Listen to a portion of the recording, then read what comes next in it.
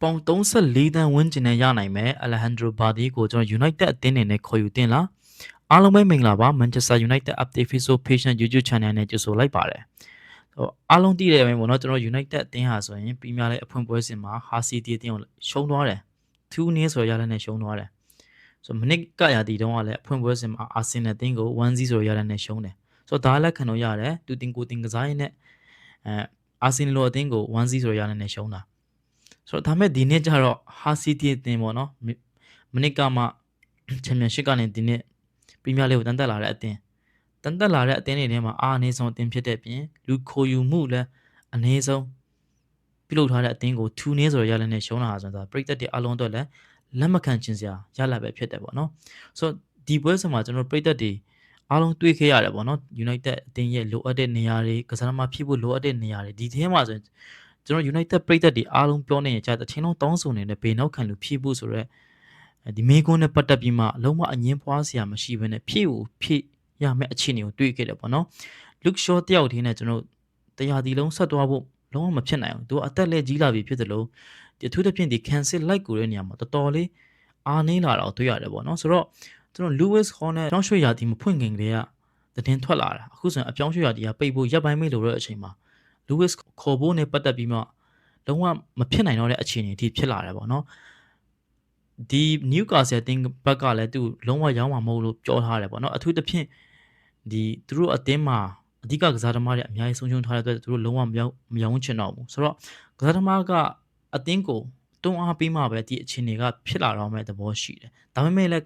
ကစားသမားကလည်းအသင်းကိုလုံးဝတွန်းအားပေးမဲ့သဘောမတွေ့ရဘူးဒီသူတို့ရာသီအဖွင့်ပွဲစဉ်မှာ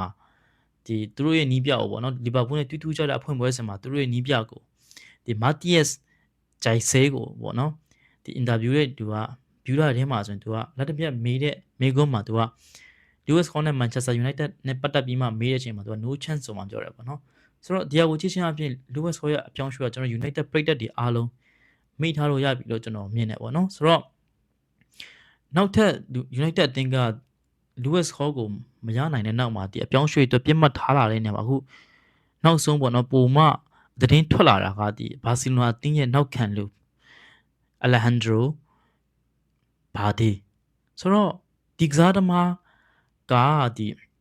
ဘာစီလိုနာမှာတော့နေချင်တယ်ဒါမဲ့ဘာစီလိုနာကသူ့ရောင်းချင်လာတဲ့အခြေအနေမှာ Fabrizio Romano ကပေါ့နော်ဒီ report လုပ်လာတာရှိတယ်အဲ့ဒါကနီးပြ Hansi Flick ကတဲ့ဒီကစားသမားပေါ့နော်ဒီအသင်းမှာအာယုံအပြည့်အဝမရှိနေတဲ့အတွက်ကြောင့်ပေါ့နော်ဒီနေ့တော့ပေါ့နော်အေးစေးအိမ်မှာနားလိုက်အောင်ခေါင်းဝင်ထားမှနားလိုက်အောင်ပြီးမှပဲနောက်နေ့ကြမှာပဲအသင်းနဲ့အတူပေါ့နော်သူရဲ့အနာဂတ်ကဘယ်လိုရှိမလဲဆိုတော့ဆက်ပြီးမှဆွေးနွေးရအောင်ဆိုမှ report ဒီလိုပြောရဲဆိုမှ report လုပ်လာတယ်ပေါ့နော်ဆိုတော့ဘာစီလိုနာရဲ့ယာတီဖွင့်ပွဲစဉ်မှာလည်းဘာဒီက squad မှာတော့မပါလာတော့တွေ့ရတယ်။နော်အရန်လူစင်းမှာတော့မပါလာဘူး။ဆိုတော့သူတို့ကအဲ့ပွဲစဉ်မှာ9-0ဆိုရလာနဲ့နိုင်တယ်။ဆိုတော့ဘာစီလိုနာဘက်ကသူ့ကိုရောင်းချင်လာတဲ့အခြေအနေမှာအဓိကအကြောင်းရင်းကသူတို့အသင်းကငွေလဲလိုလာတယ်။ကစားသမားရောင်းဖို့တော့ငွေလိုလာတယ်။သူတို့ကစားသမားဝယ်ထားတယ်။ပြီးတော့သူတို့အသင်းမှာဒီယာတီမှာခေါ်ထားတဲ့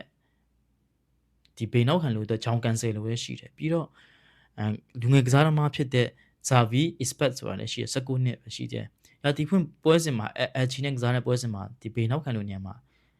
ဒီကစားသမားတွေကပွဲချိန်ပြီးကစားသွားတယ်။ဆိုတော့ဒီအခြေအနေမှာ Alejandro Balde က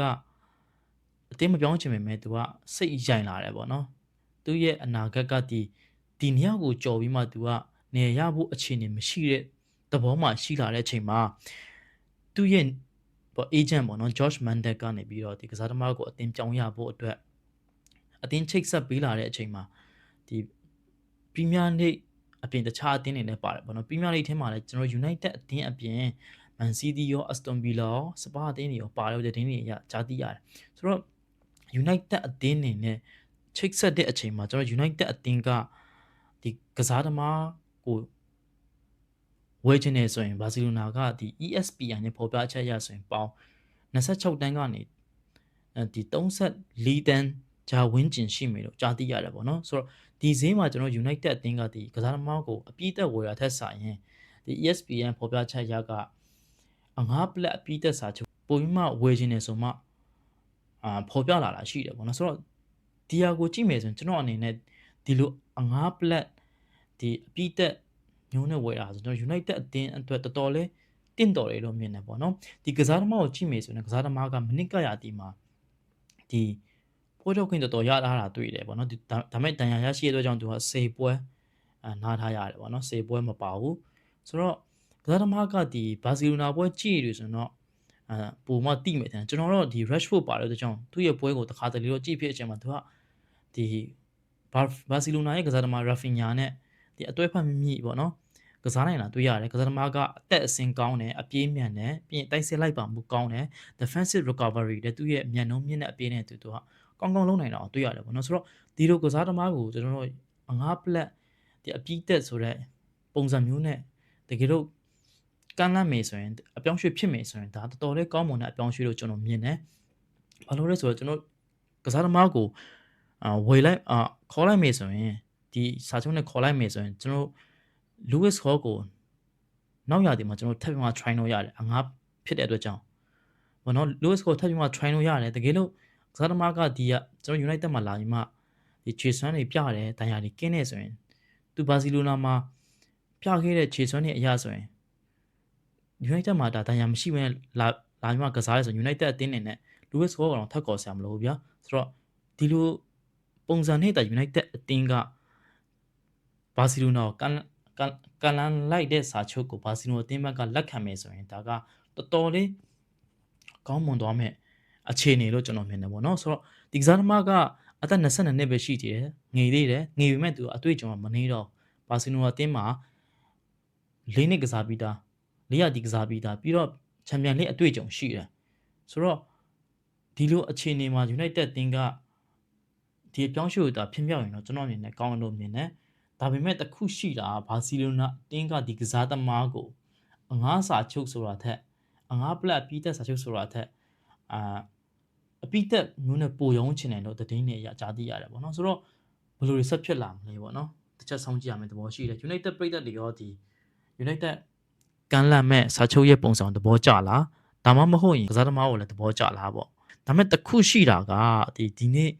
Athletic ရဲ့ podcast မှာ Lori Woodwell ပြောထားတဲ့ပုံစံအရဆို United အသင်းပြည်သက်တွေအနေနဲ့ပေါ့နော်အပြောင်းရွှေ့ရသည်မပိတ်ခင်ပေါ့နော်ခါလိုဘာလီဘာအပြောင်းရွှေ့ဖြစ်ရင်ပေါ့ဒီနောက်ထပ်ခေါ်ယူမှုအတွက်အရန်ကြီးမျောလင့်မထားဖို့ပြောလာတယ်ပေါ့နော်ဆိုတော့ဒီဟာကိုကြည့်ချင်းအပြင်ကျွန်တော်အနေနဲ့ဆိုရင်ဒီဘာသင်းနဲ့အကြောင်းရွှေ့ဖြစ်ဖို့ဆိုရင်ကျွန်တော် United အသင်းအနေနဲ့အငားပလက်အပြည့်တက်ဆိုတဲ့စာချုပ်ကိုဘာစီလိုနာအသင်းမှကလက်ခံမှပဲပုံမှန်ဖြစ်လာနိုင်မယ်လို့မြင်တယ်နောက်ပြီးရင်ကျွန်တော်ဒီ Sky Sport ရဲ့ဒီ pocket assistant မှာနားထောင်ကြည့်တဲ့အချိန်မှာဒီကစားသမားဘက်ကဒီအတင်းမှာစိတ်မရှိတယ်ဆိုတာဟာလဲပေါ့နော်ဒီမန်ယူကိုရောက်ချင်မှရောက်မယ်ပေါ့နော်မန်ယူအတင်းကိုစိတ်ရှိနေတာဖြစ်ချင်မှဖြစ်မယ်ပေါ့တခြားအတင်းကိုပြောင်းချင်တာလည်းဖြစ်ချင်မှဖြစ်မယ်ဆိုမှပြောထားတာတွေ့တယ်ပေါ့နော်ဒါပေမဲ့ကစားသမားရဲ့အရင်ကအင်တာဗျူးတွေမှာလည်းဘာစီဗလာမဟုတ်ရင်မန်ယူအတင်းမှာကစားချင်တယ်ဆိုမှခြားသိရတယ်ပေါ့နော်ဆိုတော့ဘယ်လိုတွေဖြစ်လာမလဲညီကိုတွေအနေနဲ့ကျွန်တော်တို့အတူတူပေါ့နော်စိတ်ဝင်စားဖို့ဆုံးကြည့်ရမယ့်ပြောင်းရွှေ့လို့မြင်တယ်ပေါ့နော်ဆိုတော့ညီကိုတွေနည်းနည်းရောဒီပြောင်းရွှေ့တကယ်ဖြစ်ချင်သလားတကယ်ဖြစ်စေချင်သလားပေါ့နော်ကစားသမားတို့သဘောကျလားဆိုတော့ comment မှာဝင်အောင်ဆွေးနွေးကြလို့ရပါတယ်တချို့အားပေးညီကိုရောက်ချင်းစီတော့ကျေးဇူးအများကြီးတင်ပါတယ်ကျွန်တော်ရဲ့ Manchester United update Facebook page နဲ့ YouTube channel ကိုလည်း live follow and subscribe လုပ်ထားခဲ့ဖို့အတွက်တောင်းဆိုချင်ပါတယ်နောက်ဗီဒီယိုမှာပြန်တွေ့ပါမယ်အားလုံးကျေးဇူးအများကြီးတင်ပါတယ်